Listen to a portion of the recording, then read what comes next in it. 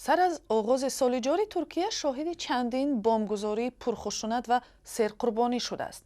تاکنون هیچ یک گروه مشخص مسئولیت این حمله ها را به دوش نگرفته است، هرچند که کارشناسان به گروه های مختلف از جمله کردهای جداییخواه و سلاح به دستان گروه دولت اسلامی اشاره می کنند. هفته روان همکاری ما در تلویزیون نسته شوریم شاهد یعقوب از ترکیه برگشت و حالا میخواهیم صحبت ها را از دیده و شنیده های از این سفر شروع کنیم. شاهد سلام. سلام. خب پیش از همه درباره تاثیرات خود از سفر به ترکیه در همین مسئله بعد بمبگذاری های اخیر بگویید. ترکیه در 4 ماه اخیر شاهد چندین ترکش مدهش تروریستی شده است. در این مدت در پاریژ و بروسل یکباری حمله صورت گرفت. در ترکیه باشد 3 ترکش در انقره و 2 ترکش در استانبول شد و آخرینش خیلی خشونتبار بود. این ترکش در یک محله سر آدم رخ داد. وقتی من باری آخر از ترکیه دیدن کردم، دیدم که مردم واقعا هم آشفته حال شدند. در مقایسه با سفرهای پیشینه من دیدم که در همان خیابان مرکزی استقلال آدم خیلی کمتر شده است. من تخمینا هر 3 هفته یک بار به ترکیه سفر میکنم. حرکت ماشین ها هم در استانبول خیلی کم شده است. در صحبت با من بسیاری ها میگفتند که میترسند فرزندانشان را به مکتب فرستند و یا در نزد ایستگاه های پلیس بگردند. مسئله در این است که ترکیه در یک وقت در چند جبهه می جنگد. از یک سو سوریه و گروه دولت اسلامی است که در جنگ این کشور ترکیه از مخالفان سوریه پشتیبانی میکند. از سوی دیگر کردهای جدایی طلب هستند که یک مسئله داخلی ترکیه و همزمان یک نیروی مقاومت کننده در خارج این کشور با ترکیه می باشند. در سوریه به نزدیکی کردها از تأسیس مختاریت خود خبر دادند. کردهای سوریه با کردهای ترکیه همکاری میکنند و حزب کارگری کردستان در ترکیه غیر قانونی اعلان شده است. تخمینا هر روز در مناطق کردنشین ترکیه یگان حادثه روی میدهد. مسئله در این است که این مشکلات را خنثی کردن نمی شود. آنها به مناطق مرکزی ترکیه هم راه یافتند. در 3 حادثه تروریستی انقره مقامات ترکیه جنگیان کرد را گناهکار کردند. مرا این چیز در حیرت گذاشت که ترکش استانبول را گروه دولت اسلامی به دوش خود گرفت. Все, что мы знаем, это из официальных турецких источников.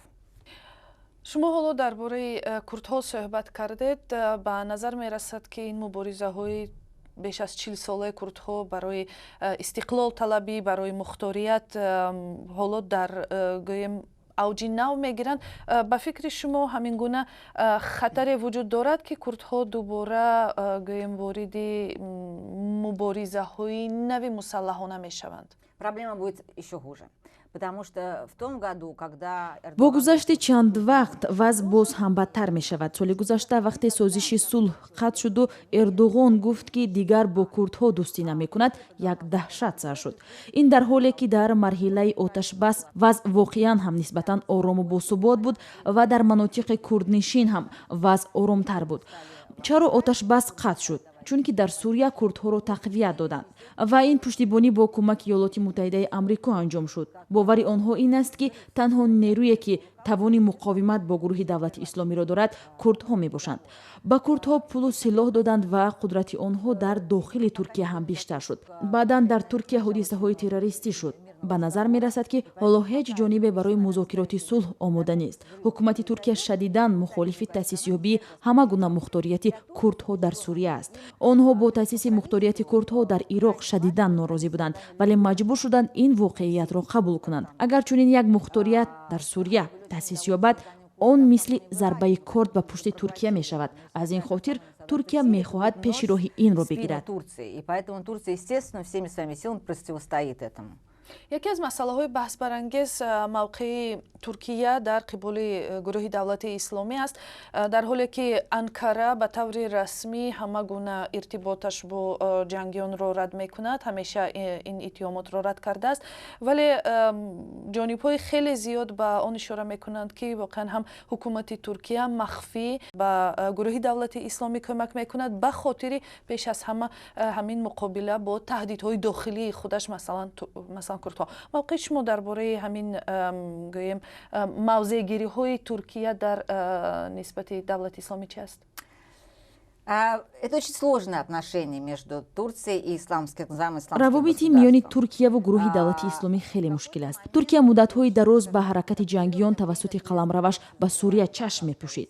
манзури ман қаламравҳои сурия аст ки ҷангиён зери назорати худ дароварданд, яъне марзи ғозионтепаву дигарҳо. як ходими собиқи хадамоти ҷосусии сурия ба ман гуфт ки танҳо кишваре ки феҳристи тамоми афроди ба қаламрави гурӯҳи давлати исломӣ рафту омад кардаро дар ихтиёр дорад туркия аст. расман туркия даст доштани худро дар тамоми ин ҷараёнҳо рад мекунад. таҳлилгарон мегӯянд ки эҳтимолан туркия ба хотири ҳифзи марзҳояш ба ин кор даст мезанад, чунки дар як ҳолати воқеан ҳам мушкил қарор дорад, аз як сӯ курдҳо ва аз сӯи дигар давлати исломӣ қарор доранд ва бояд муомила кунад.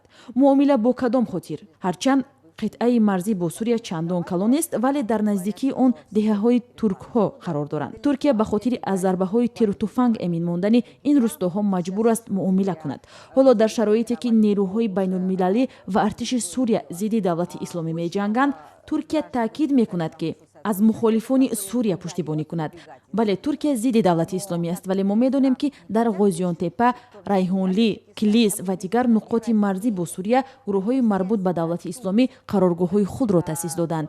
пеш аз таъсиси давлати исломӣ дар ин қароргоҳҳо ҷангиён аз ҷумла ҷангиёни кишварҳои шӯравии собиқ тамрин медиданд. баъди ин онҳое ки аз давлати исломӣ фирор карда намехоҳанд ба ватани худ баргарданд, дар ҳамин манотиқ қарор мегиранд ва дар натиҷа туркия ба истилоҳ ба як маҳалли таҷаммӯи афроди мухталиф табдил шудааст ва кишвар намедонад бо ин тӯдаи азими афроди дорои мушкили зиёд чӣ кор кунад. Количество людей с такими огромными проблемами. ташаккури зиёд. ҳамсоҳбати мо шориҳи телевизиони Настая Шевреме шоҳида яқуб буданд.